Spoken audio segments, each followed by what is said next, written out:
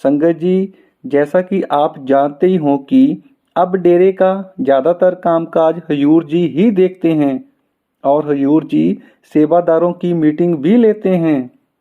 जब हजूर जी ने हेड सेवादारों के साथ मीटिंग की तो उस मीटिंग में कुछ सेवादारों ने परमार्थ से संबंधित सवाल जवाब भी किए।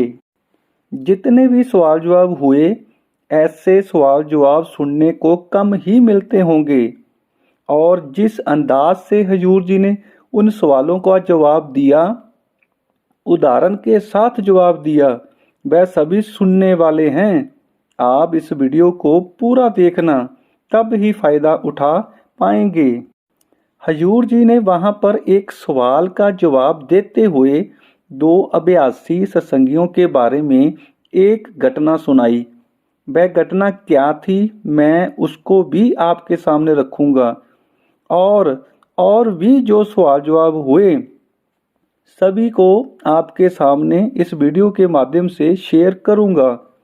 जब हेड सेवादारों की मीटिंग खत्म हुई तो हम भी सेवा पर गए हुए थे, तो उन्होंने सेवादारों ने हमसे भी जो सवाल जवाब हुए वह साझा किए और मैं इस वीडियो के माध्यम से आपसे साझा कर रहा हूं।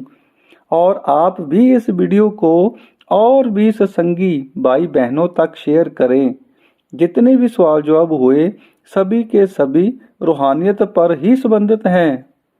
संगत जी, इस वीडियो को आगे बढ़ने से पहले आप इस चैनल को सब्सक्राइब जरूर कर दें और वीडियो को लाइक भी कर दें। अगर आपका कोई रूहानियत से संबंधित सवाल है तो आप कमेंट बॉक्स में पूछ सकते हैं जी। सबसे पहला सवाल जो पूछा गया, एक सेवादारा ने सवाल पूछा कि हम जब भी जहाँ पर सेवा पर आते हैं, कई सेवादार 2 दिन के लिए, 3 दिन के लिए, कोई 10-15 दिन के लिए भी सेवा पर आते हैं। सेवादार यहाँ पर भजन सिमरन तो करते हैं लेकिन पूरा समय नहीं दे पाते। शायद हो सकता है टाइम कम हो या थकावट की वजह से। जो हमने इस समय भजन सिमरन को देना था तो उसका क्या होगा, क्योंकि सबसे बड़ी सेवा तो भजन सिमरन है। तो इसके जवाब में हजूर जी ने 2 अभ्यासी सत्संगियों की उदाहरण दी। मैं उसको आपके सामने अलग अलग रख रहा हूँ। सबसे पहले एक सत्संगी की उदाहरण दी गई। उन्होंने बताया कि उस बुजुर्ग सत्संगी को महाराज सावन सिंह जी से नामदान मिला हुआ था। उस बुजुर्ग ने महाराज सावन सिंह जी से लेकर मौजूदा गुरु बाबा जी के समय तक सेवा की। उस बुजुर्ग का भजन सिमरन इतना ऊंचा था, चाहे जितनी भी सेवा करने के बाद हो वे अपना भजन सिमरन नहीं छोड़ते थे। वह बुजुर्ग जब ठंडी के दिनों में सुबह उठते थे, 3 बजे उठने के बाद वह ठंडे पानी से हर रोज नहाते थे।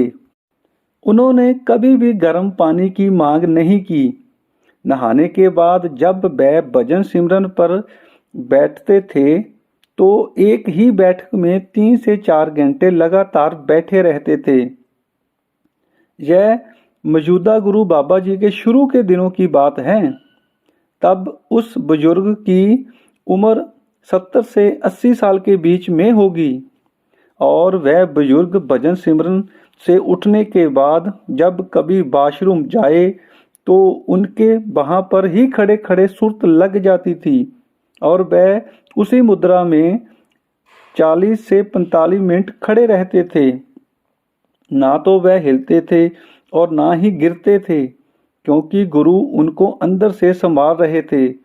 इतनी उम्र होने के बाद और सेवा के बाद भी उन्होंने अपना भजन सिमरन नहीं छोड़ा। इसलिए आप सभी हिम्मत रखें, आप भजन सिमरन ना छोड़ें। भजन सिमरन एक ऐसी क्रिया है जिसमें थकावट होती नहीं।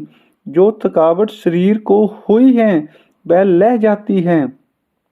बस आपको भजन सिमरन की जरूरत महसूस होनी चाहिए। बस बाकी आप उस मालिक पर छोड़ दो। इसी सवाल को पूरा करते हुए एक और बुजुर्ग के अभ्यास या भजन सिमरन की उदाहरण दी। उन्होंने बताया कि एक ऐसा बुजुर्ग भी था जो सुबह उठकर अपने समय पर भजन सिमरन तो करता ही था, लेकिन जब वह सेवा में मौजूद होता था, जब खाने का समय होता था, जब भी चाय का टाइम होता था, तो वह तब भी शब्द सुनने के लिए बैठ जाता था।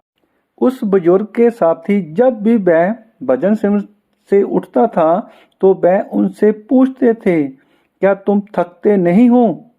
तो वह मुस्कुराकर उत्तर देते थे, सेवा शरीर से होती है और भजन सिमरन आत्मा का काम है। दोनों को मिलाकर चलो, आपको कभी थकावट नहीं होगी। फिर आगे हुजूर जी ने बोला, आपने भी ऐसा ही चलना है। फिर एक और सत्संगी ने सवाल पूछा कि जब हम सेवा पर आते हैं तो हमारे पीछे हमारे फैमिली मेंबर ही घर का काम देखते हैं, तो क्या इस सेवा से उनके भजन सिमरन में कोई फायदा होता है? तो उन्होंने मुस्कुराते हुए जवाब दिया, अगर आपके फैमिली मेंबर आपके पीछे से घर का काम ना संभाले तो आप सेवा पर कैसे आ सकते हैं? आप सेवा पर आ रहे हैं, इसमें आपके पारिवारिक मेंबरों का भी साथ होता है। लेकिन अगर हम भजन सिमरन की बात करें तो वह वही पाएगा जो भजन सिमरन करेगा। भजन सिमरन तो करने का मार्ग है, जो करेगा वही अंदर जाएगा। एक सत्संगी ने फिर सवाल किया, हुजूर जी, जब हम भजन सिमरन पर बैठते हैं तो यह मन हमें अंदर नहीं जाने देता, हमें बाहर ही रखता है। हम इसको कैसे अंदर की तरफ लेकर जा सकते हैं? तो उन्होंने जवाब दिया, मैं आपकी बात कैसे मानूं? अगर आपने किसी का मन हो और अपने अंदर तीसरे तिल पर लेकर जाना हो, फिर तो हम माने कि ये काम बहुत मुश्किल है।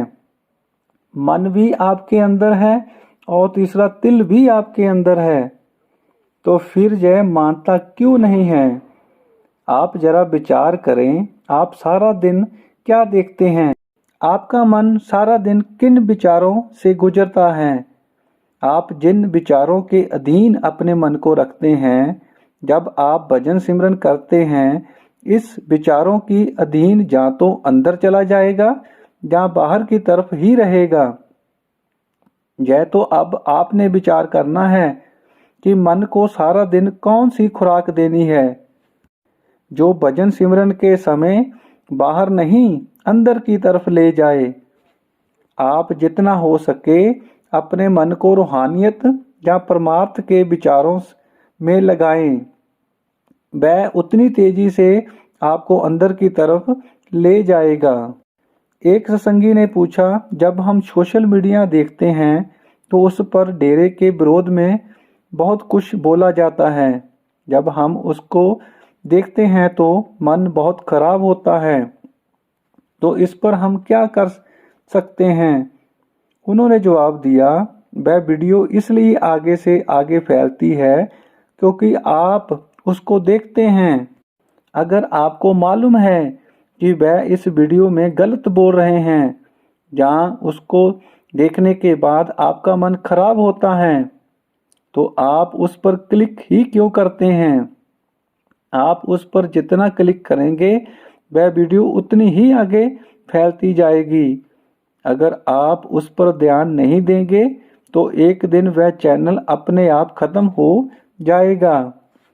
हमारी ड्यूटी तो मालिक ने भजन सिमरन में लगाई है, ऐसे कामों में नहीं।